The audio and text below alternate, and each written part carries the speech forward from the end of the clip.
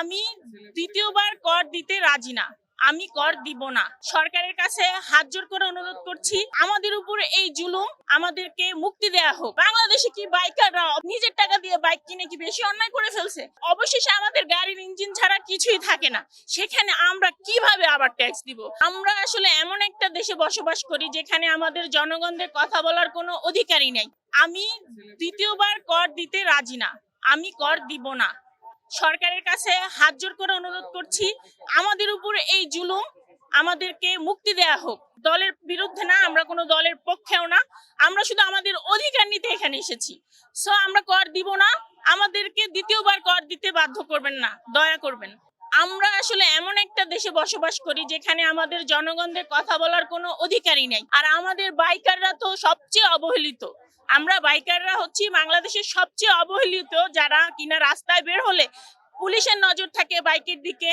তারপরে বিআরটি এর আমরা একটা ট্যাক্স দিয়ে চলি, তারপর আবার আমরা কোম্পানিদেরকেও একটা ট্যাক্স দিয়ে চলি।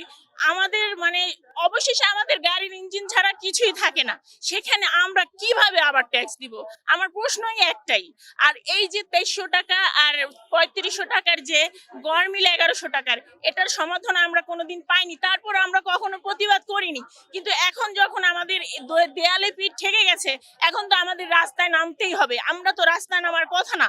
আমরা বাইকার, আমরা ফিমেল বাইকাররা সবসময় আমাদের যানবাহন নিয়ে যাতায়াত করতে সমস্যা ফেস করি। অনেক ধরনের হ্যাসেল হয় আমাদের বাইকে। আমরা যৌন শিকার, অন্যান্য যানবাহনে আমরা সেফ না, সেখানে আমরা পার্সোনালি ইউজের জন্য একটা জিনিস ইউজ করব।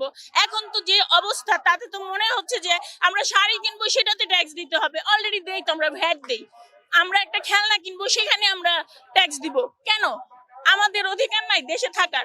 আমাদের জন্য এলিভেটেড ওপেন থাকে না, বাইকারদের জন্য পদ্মা সেতু ওপেন থাকে না। বাইকাররা কি অপরাধ করছে? বাংলাদেশে কি বাইকাররা অনেক বেশি অন্যায় করে ফেলছে? নিজের টাকা দিয়ে বাইক কিনে কি বেশি অন্যায় করে ফেলছে? আমরা কর মুক্ত বাইক চাই। আর আমরা অলরেডি কর দিচ্ছি, তারপরেও আমরা কোনো কথা বলি না। কিন্তু আমরা দ্বিতীয়বার কেন কর দিব? এই বিষয়টা কি আয়কর, তাই না? তো একটা মানুষ যদি হায়ার সিসি বাইক কিনে, ধরেন 350 বা 300-400 হায়ার সিসি, যতটুকু পারমিশন আছে, এই যে বাইকটা যদি বাংলাদেশে হয়, তাহলে সে কি ওই হায়ার সিসি বাইক দিয়ে ইনকাম করবে? তার তো ওইটা মেনটেন করতে অর্ধেক টাকা চলে যায়। আপনি একটা বাইক কিনলে ডাবল টাকা হচ্ছে তার মেনটেনে চলে যায়। সেখানে কিভাবে ডাবল ট্যাক্স দিয়ে আবার ট্যাক্স দিব?